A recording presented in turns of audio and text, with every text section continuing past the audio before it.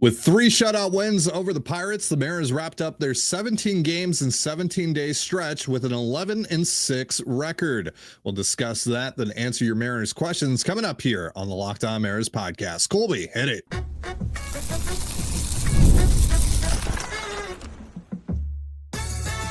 You are Locked On Mariners, your daily Seattle Mariners podcast, part of the Locked On Podcast Network, your team every day. Ahoy, sailors. It is Monday, July 7th, 2025. This is Tony Gonzalez and Colby Patnode for the Locked On Mariners podcast, part of the Locked On Podcast Network, your team every day. This episode is brought to you by Monarch Money. Take control of your finances with Monarch Money. Use the promo code Locked On MLB. That's LOCKEDON MLB at monarchmoney.com for 50% off your first year. And as always, if you want to hear from me and Colby even more and help support the show, you can check out our Patreon. All you have to do to check that out is click the link in the description of this episode. We're going to open up the mailbag and answer your Mariners questions like we do here every Monday. But first, we got a big time series win to talk about, folks. The Mariners completely shut out the Pirates over the course of this weekend. 6-0 win on the 4th of July on Friday. 1-0 win on Saturday. 1-0 win on Sunday. Mariners pitching staff across the board was sensational. Can't say enough good things about Luis Castillo's start on Saturday, especially. The bullpen was incredible. Brian Wu was fantastic on Friday. George Kirby went toe-to-toe with Paul Skeens yesterday. Just a lot of good stuff on the pitching side of things. Not as positive about the offense, but whatever. Mariners get, big series win. They wrap up this 17 games and 17-day stretch, which was so important. We talked so much about it leading up to it. They wrap things up on that stretch, 11-6. It's big time. So, thoughts on the series and just thoughts on what the Mariners were able to do over the course of the last 17 games, Colby. Mostly, we talked about the 17-game stretch here, 17 games in 17 days. It's by far the longest stretch the Mariners have gone without an off day. And also, we talked about that in relation to what's coming up next, in that you will finish the first half with 6 games on the road against the Yankees and the Tigers. And, you might be catching the Yankees at the exact right time because things have not gone well for them over their last 17 games. But still, those are 2 of the best, most talented teams in the American League. And then you come out of the break and you have to play the Astros for 3, who are just, the hottest team in baseball for like the last 6 weeks. So it doesn't get any easier, but you really did need to set yourself up well with this 17-game stretch to kind of be able to absorb maybe either a disappointing 9-game stretch or maybe just survive it and still be in good position. And they went 11-6. They left a couple wins on the table, sure, but go 11-6 over any 17-game stretch. You do that enough times, you're winning 100 ball games. So that's a very good, plenty good enough stretch for them, and it is I don't want to say like it's impressive, but it is important that they were able to do that.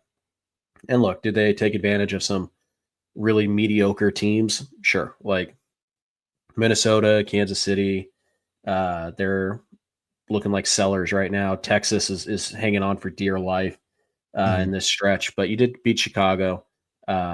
So you did play well for, 5-6 games in a row.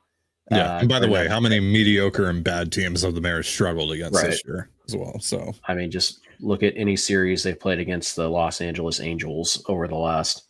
Yeah. They got swept by the Orioles, who sucked this year. Right. So, yeah, they really did kind of edge out a bunch of like fringe mediocre playoff teams. But you know what? That's what the schedule is. Again, when you play a team, sometimes matters more than, the actual team's talent themselves. So who knows? Did they get a little bit lucky during that 17-game stretch where they just happened to be playing teams that were struggling at the time? Sure, whatever. The Mariners weren't playing good ball before that either, though, and they went 11-6. So nothing really to take away from them on the negative side of things. It was a good run. And they'll probably need another run like that here after the All-Star break, as they'll have another kind of extended stretch where they don't have an off day. So 11-6 is great. I think probably it's pretty interesting. At the beginning of the stretch, right, it was the offense just carrying. Mm-hmm. And then you get to the end And by the end of it, it's a complete 180, and all of a sudden you have dominant pitching again, like just kind of out of nowhere. Like it's so you saw the full gambit. You saw what the offense can do. You saw what the pitching can do. Saw Coincidence that the offense was kind of carrying things on the road, and then the pitching carried things at home. right, and you'll take that. That is what this team is kind of built to do. They are built to pitch really well, particularly at T-Mobile Park, and they did that. So it's great to see. And again, it would have been nice if they could have found a way to win one or two more of those winnable games. Yeah, it absolutely would have, and we'd probably be having an even different conversation than we are right now. But 11-6 is nothing to scoff at, regardless of the quality of the opponent and the fact that the Mariners played 17 games in 17 days, and they had hiccups where the starting pitching didn't go deep enough, and they kind of had to maneuver the bullpen, and they kind of had to shuffle guys around for them to manage that and still find a way to not only win, almost twice as much as they lost, but to really end that stretch with some momentum. It would have been real easy for them to pack it in yesterday. With Paul Skeens on the mound, they've already won the series. They're really good, a really good stretch and day off and all that. And, kind of looked like JP was willing to take him up on that, but whatever. Everybody else. I was going to say maybe the offensive performance yesterday would have looked a little bit better if JP, slid, but whatever. Not a good day for JP yesterday. Yeah. No. No. The 11-6 is 11-6. Like any way you want to slice it, regardless of the opponent, the opponents, regardless of how the games looked, they won 11 out of 17, and that's a really good number. And it's exactly what they needed to do because these next 9 games are going to be very tough. Really, I think they play Milwaukee after they play Houston, right? So, in theory, the next 12 games are going to be really tough. But at least you'll be out of the All-Star break. At least you'll have off days, and you just kind of see what you can get. And hey, you know what? They catch the Yankees at the right time. They're not going to have to face Fried. So, we'll see what happens. But it is a good 2-week stretch by the Mariners, no question about it. Yeah, the next homestand is 3 against the Astros, 3 against the Brewers. And you go on the road and play the Angels and the A's, and we'll see if the Mariners can finally win a series down in Anaheim. The other thing that helped the Mariners over the course of the stretch, everyone behind them kind of just stagnated at best. Mm-hmm. Red Sox 2.5 back of the Mariners. They're the only non-wild card team right now, or team that isn't in a wild card spot right now that is over 500 right now at 46 and 45. The Rangers are 4 back. The Angels are 4.5 back. The Twins are 5 back. And then the Guardians have lost 10 in a row. And they are now 7 games back at 40 and 48. They're sellers. Here's how bad the American League is. I think it's summed up pretty nicely here. Think of how annoying it has been to watch the Mariners all year.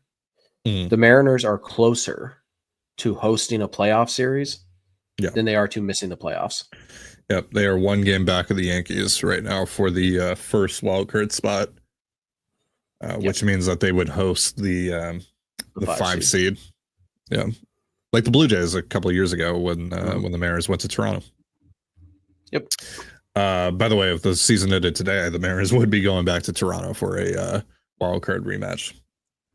As Blue Jay fans quake in their boots at the thought of Cal Raleigh coming into their building in a playoff series. Yeah. So any other thoughts on the series?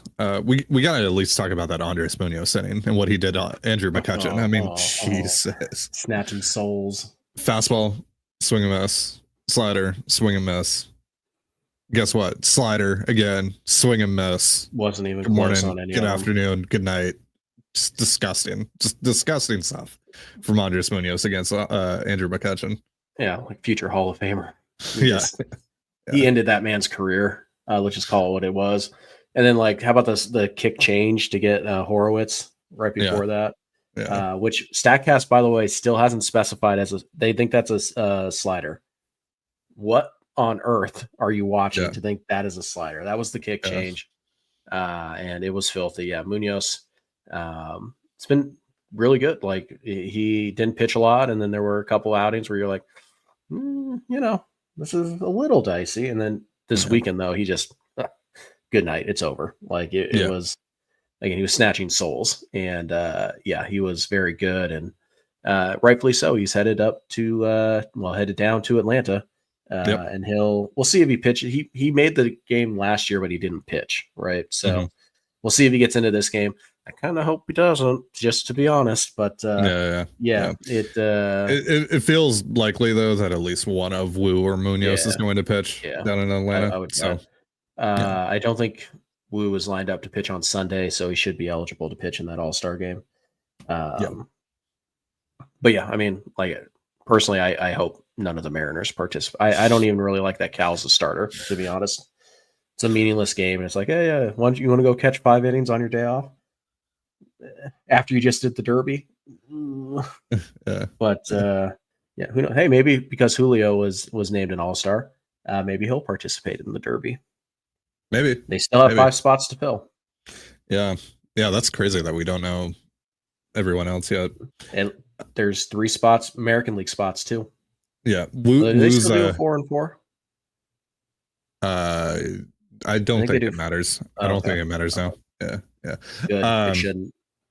Wu is starting on Thursday. That's his last start before the All-Star break. So he's probably going to pitch in the All-Star game. Yeah, he'll probably want him to get work anyways.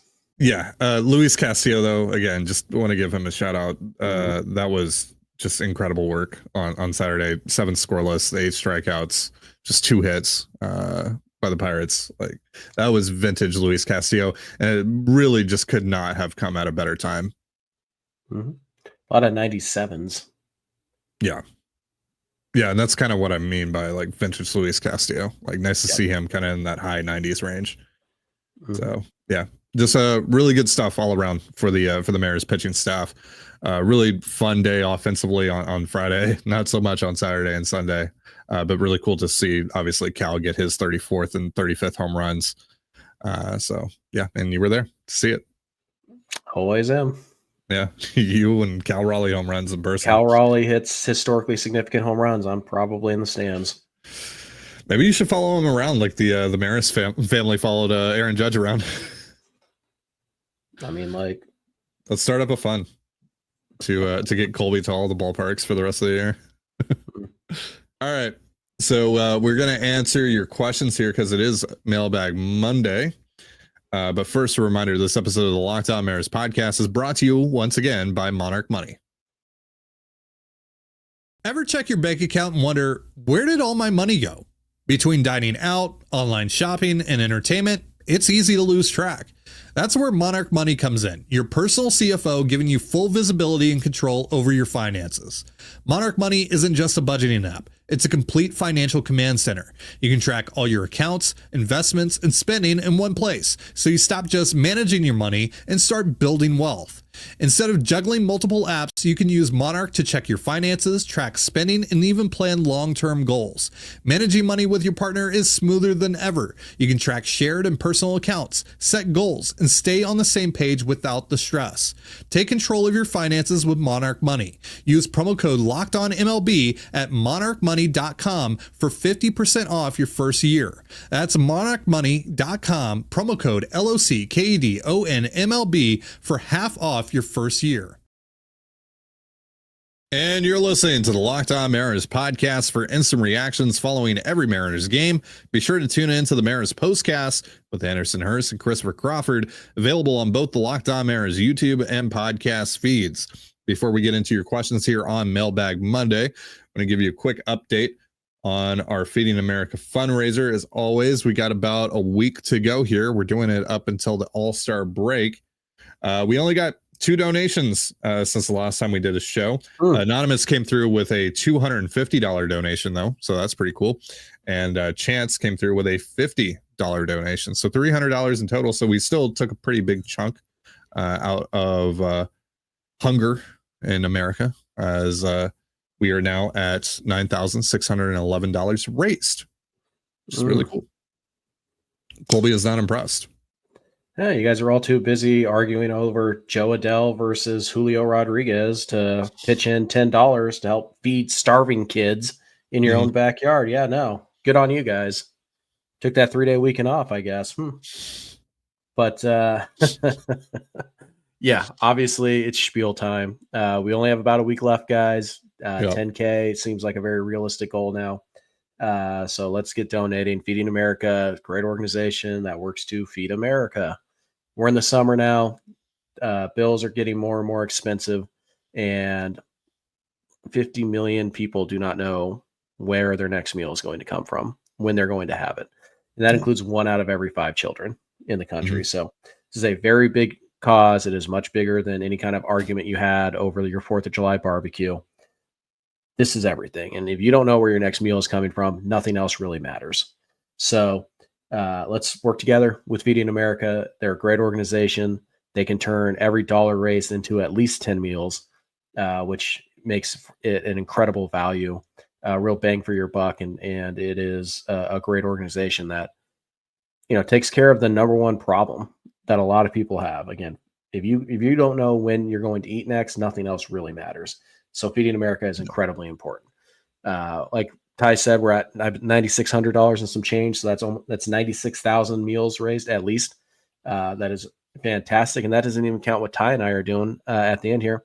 If for every new subscriber we get during the duration of this fundraiser, Ty and I are donating 10 cents. That's one meal to Feeding America. So I think we're right around 300 now new subscribers. So that is 300 meals just from clicking the subscribe button. So if you're not subscribed to us yet, please do that. You'll donate a meal, and also consider donating using the link in the description down below. Also, show your bosses, show your family, show your coworkers. Let's see how high we can take this thing. 10,000 is a very realistic goal now, but hey, why stop there? Why not try and jump it as high as we can? And we only have a week left. Last time around this time of our fundraiser, we got a couple of huge donations from a couple businesses. So that's always a possibility as well. But we're closing in here, only a week to go. And there's still a lot of people left to feed. So 94,000 meals is great. Yep. 100,000 sounds a lot better. And there's no reason it has to stop at 100,000. So please consider donating. If you haven't already, even if you have, maybe consider, topping it off a little bit, or again, share with your coworkers, your bosses. Some businesses will match your donation. Like, doesn't hurt to check and share it on your social medias, whatever. Let's see how high we could take this thing. It's been a lot of fun tracking it, and it's a bummer that it's almost over, but we've made a lot of good progress, especially over the last week or two, and we can still finish strong and give a lot of meals to a lot of people who desperately need them. Yeah. Thank you guys so much for your generosity, and let's keep this thing going. All right. Josh is going to kick us off here on Mailbag Monday.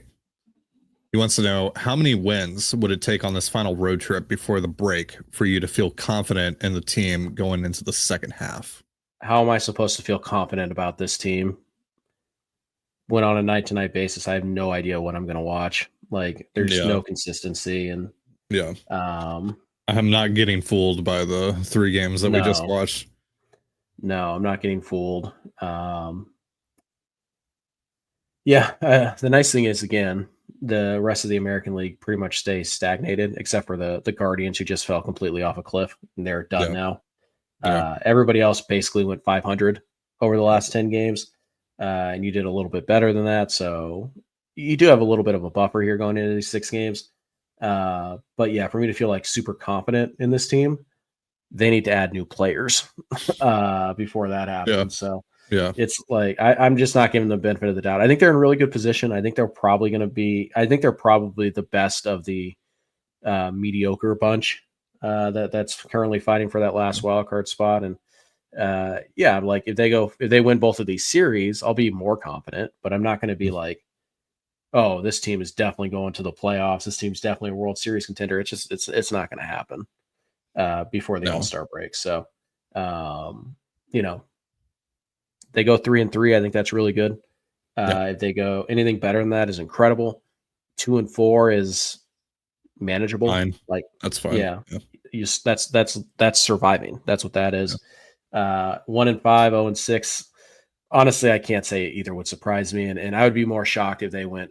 I'd be more shocked if they went 5-1 than if they went 0-6. So I'm done placing expectations on this team. I just don't know. I don't have a good feel for them, and we're 90 some odd games in, and I still don't have a good feel for what's going to happen, and that's a little concerning. So I don't know if there's a correct answer to your question, but 3-3 or better would be really good. Yep, I'm right there with you. Really, what I'm just focused on here is you got 24 days until the trade deadline. Mm-hmm. Can you survive? And it's probably about 20-ish days until they make their real significant move, or their first significant move of the deadline, at least, because they haven't typically waited. They made the Randy deal before the deadline. They Usually made the very Castillo deal quiet. before the deadline. Yeah, they're usually very quiet on deadline. Like the last 36 hours of the deadline, that's when the Mariners limp across the finish line with like, oh, look, we got JT Chargois. And you're like, oh, well. Yeah, it's basically just, can you survive? Can you stay in a wild card spot up until that point? Mm-hmm. And by the way, that doesn't end with just this road trip, because again, like we talked about earlier, like you're playing the Astros and the Brewers coming out of the break, so you got to do well over the course of those series, or you just got to be able to survive those series, rather.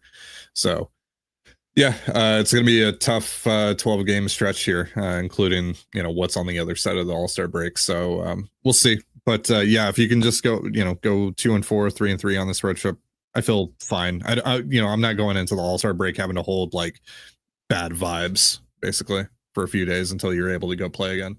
Alex wants to know, you believe in Canzone and what he's doing so far since the call up?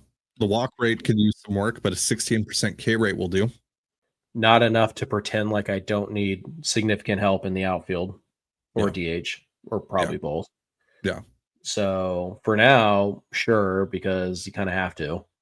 But am I all of a sudden be like, you know what? I don't need. I rarely could play first base, and Canzone's going to lock down. I don't need a right fielder. Absolutely not. I'm not thinking that.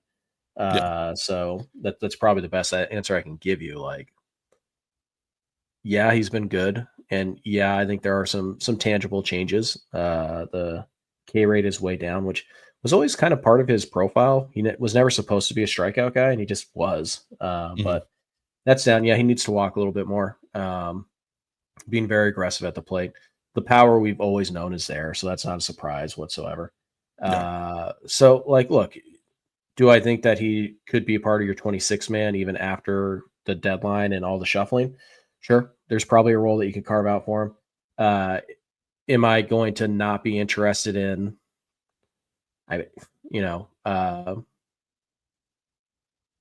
Michael Harris? I don't know. Pick an outfielder, right?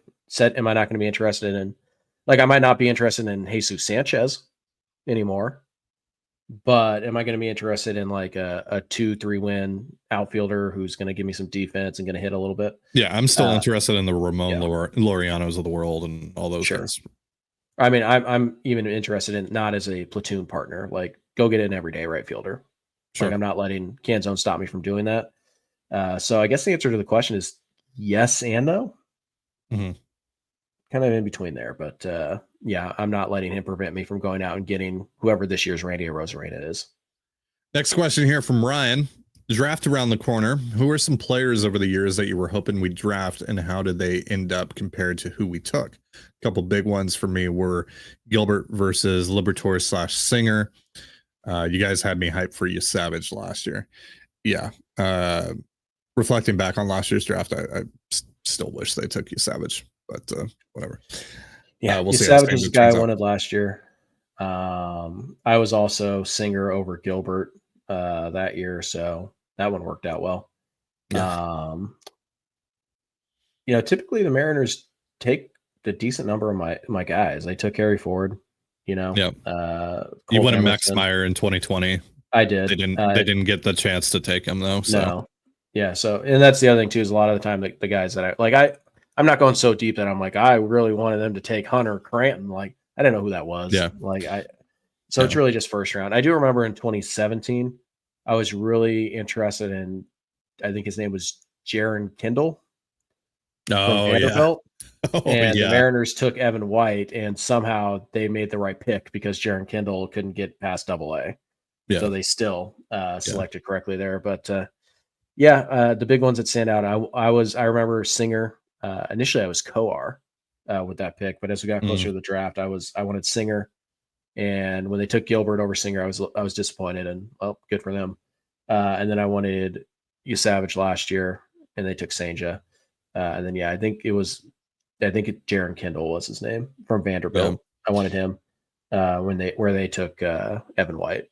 But other than that, mostly gone how I expected, or guys that I've liked, like the Harry Ford year was big.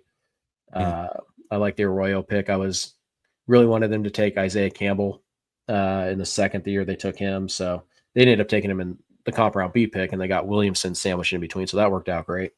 But I think the three are 2017, what would that be? 2018.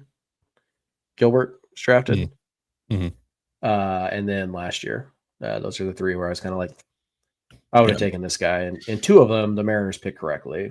The Savage versus Senja early returns they didn't pick correctly there, but who knows? Those guys are still barely starting their professional careers. In 2020, I really wanted Nick Gonzalez, but that was before the possibility of Hancock falling to 6. We were all excited for Hancock to be the pick. Yeah, we know how that went. But Hancock, obviously, at the time was like, wow, they might have a future potential ace here and all that. And so I was totally fine with them taking Hancock over Gonzalez in that situation. But Gonzalez is kind of starting to come into the zone a little bit here at the major league level. So I kind of feel like Gonzalez is going to wind up being the better major leaguer of the two. So probably. But at the time, I was totally fine with them taking Hancock over Gonzalez. Yep. So Dylan wants to know, I've been listening to a lot of pre-draft coverage, and it's very rare to hear anyone even mention Ethan Holiday when talking about the Mariners at number 3. So why is that? Is it just as simple as he won't make it to us? Also, thoughts on Jack Bauer at 35. For those of you that don't know, that's a real prospect. I think he means at 24. Yeah, of course. But why haven't we heard about Ethan Holiday? Your guess is as good as mine, really, because we've heard them entertain some of the prep players, like we talked about with Joe Doyle. Like they are definitely interested in JoJo Parker and Daniel Pierce, Steele Hall. Willits. Yeah. But we haven't heard Ethan Holiday that much. I don't know if it's maybe just a slot thing. Maybe they just don't like him. I don't know what it is. Maybe he doesn't fit their models, or maybe they like him a ton and they've been doing this entire thing trying to downplay interest.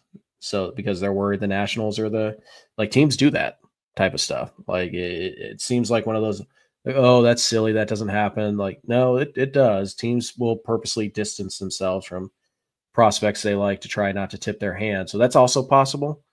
But we just haven't heard him connected really ever to the Mariners. It doesn't sound like he's going to go. It also is entirely possible that people in the league, they know something that we don't.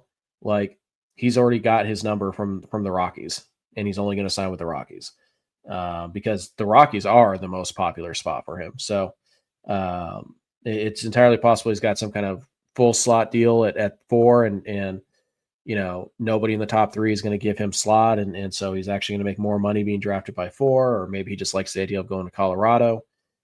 Or maybe the Mariners just don't really like the profile. Maybe there's something in the swing they don't like. Maybe there's something in the exit velos or something they don't like, something projectable that they don't like. Like, Holiday's not a slam dunk, no brainer, great prospect.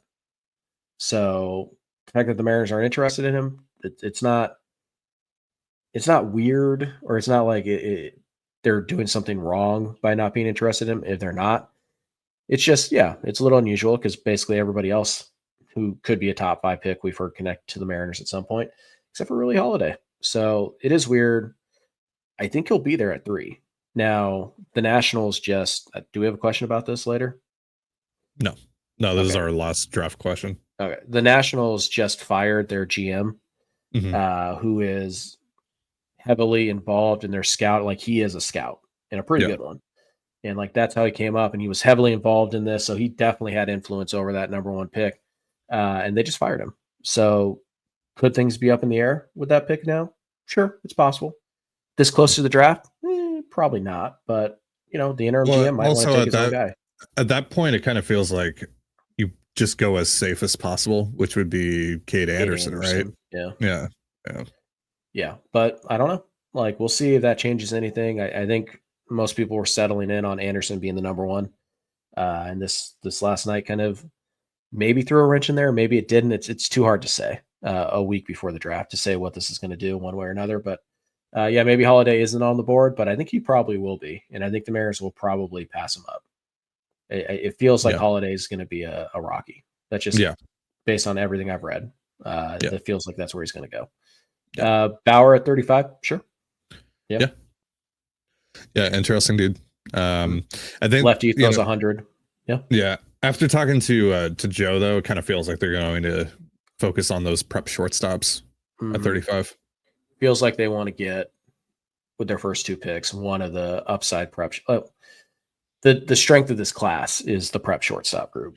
Yeah. So the Mariners, it's highly unlikely they're not going to walk away with at least one of those guys. Maybe they take two of them, one at 3 and one at 35. That's definitely possible as well. So we'll see. But yeah, Bauer is definitely a guy that would make sense at 35, and you could pay a little bit over slot to get him there and all that. So yeah, he's definitely one of those guys that makes sense at that spot. Sure. Jack wants to know, JP, Randy, even Canzone are all heating up. Julio is batting just over 200 in his last 15 games and under 150 in his last 7 games. Is it time to move Julio to the 5 spot and put Randy above Cal? I would move him to 6, actually. In some order, I would have JP, Cal, Randy, Luke, and Canzone against right-handed pitching. And then Julio probably 6. And then the 7 through 9 pretty much goes, how it's been. Williamson, Young, Polo. Yeah, maybe Polo 6 and then Julio 7. Or Polo 7 after Julio. It doesn't really matter to me. Yeah. But Julio needs to go down the lineup, though, right now. Yeah, with the way that he's sitting right now, he just cannot be guaranteed the second most at-bats on this team at the moment. Shouldn't be guaranteed more at-bats than Cal.